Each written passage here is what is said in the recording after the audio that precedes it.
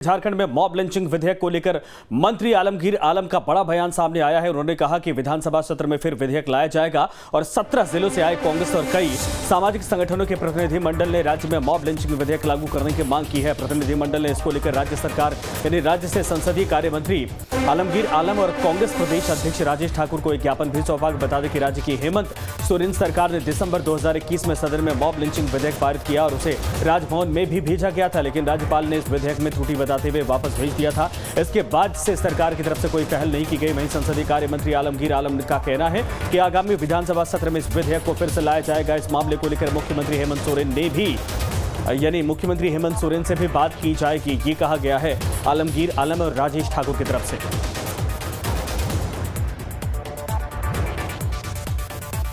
बड़ी खबर इस वक्त आ रही है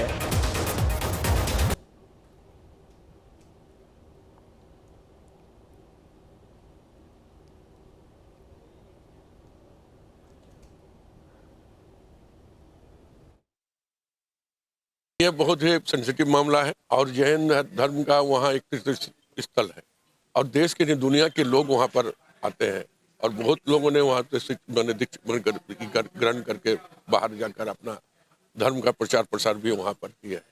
तो निश्चित तौर पर ये गंभीर मैटर है और हम लोग भी चाहते हैं कि वैसे जो है जहाँ पर इसका आस्था है वैसे स्थानों पर मांस मछली ये सब नहीं बिकना चाहिए और वो जो आंदोलन कर रहे हैं उस पर भी सरकार को संज्ञान ये भारत सरकार ने किया है, भारत सरकार को संज्ञान में लेकर उस पर कार्रवाई।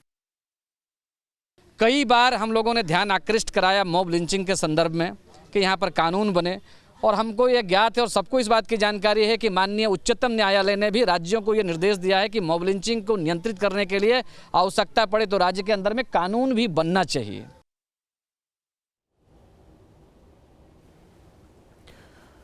तो मॉब लिंचिंग को लेकर कानून बनाने की तैयारी की जा रही है। बताया जा रहा है कि इस वक्त आज जो ये मीटिंग हुई थी इसमें साफ तौर पर इस बात को लेकर फोकस किया गया कि इससे मुख्यमंत्री को अवगत करवाया जाएगा और इस बार जब सदन की कार्रवाई शुरू होगी उस दौरान विधेयक लाया जाएगा। आपको बता दें कि ये बड़ी खबर इस वक्त आ रही है जहां पर झारखंड में मॉब लिंचिंग विधेयक को लेकर मंत्री आलमगीर आलम का यह बड़ा बयान है। उन्होंने कहा कि विधानसभा सत्र में फिर विधेयक लाने की तैयारी की जाएगी। राजेश तोमर हमारे साथ हमारे वरिष्ठ सहयोगी इस वक्त जुड़ गए हैं।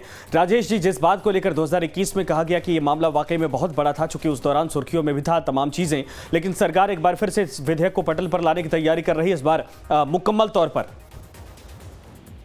देखिए संजय, चूंकि इस बिल में थोड़ी त्रुटि थी और चूंकि सही ढंग से इसको परिभाषित नहीं किया गया था, जिसकी वजह से राज्यपाल महोदय ने इस तरह से इसको वापस कर दिया है। तो अब जो आगामी विधानसभा के सत्र होंगे उस सत्र में सरकार को इसमें रेक्टिफिकेशन के बाद दोबारा इसको विधानसभा में पारित करके फिर से भेजना होगा।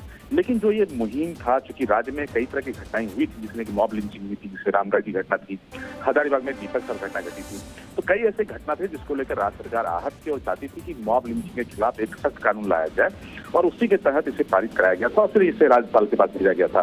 लेकिन राज्यपाल महोदय ने इसमें कुछ त्रुटि देखी और उसमें ये लिखा हुआ था कि जो परिभाषा इसमें तय किया गया है तो छोटी छोटी जो घटनाएं हैं, जैसे संख्या की बात होती थी 2 से लेके 5 लोग अगर शामिल है किसी मारपीट में तो उसको भी मॉब लिंचिंग में शामिल किया गया था। तो कई ऐसे परिभाषा थे जिसको लेकर राज्यपाल को आपत्ति थी और वही बिल वापस एक तरह से कर दिया गया है। तो सरकार पूरी चीजों को फिर से ड्राफ्ट देखेगी, उसमें रेक्टिफिकेशन के बाद इसे पारित करा के दोबारा राज्य सरकार चाहे तो राज्यपाल को भेज सकती है। तो यही पूरा मामला है, इसको लेकर एक तरह से रिव्यू किया गया है। आलमगीर खुद इसकी पूरी चीजों को लेकर समीक्षा कर रहे हैं। तो बहुत जल्द जब ये विधानसभा का सत्र जब बजट सेशन आएगा तो समाप्त तब वहां पर पेश किया जाएगा। तो उम्मीद यही किया जा रहा है कि मॉब लिंचिंग बिल जिसे वापस किया गया है रेक्टिफिकेशन के बाद दोबारा राज्यपाल को भेजा जा सकता है। संजय जी बिल्कुल, धन्यवाद इस तमाम जानकारी के लिए। साफ तौर पर यह है कि अब सरकार बहरहाल मॉब लिंचिंग पर अब विधेयक लाने की तैयारी कर रही है।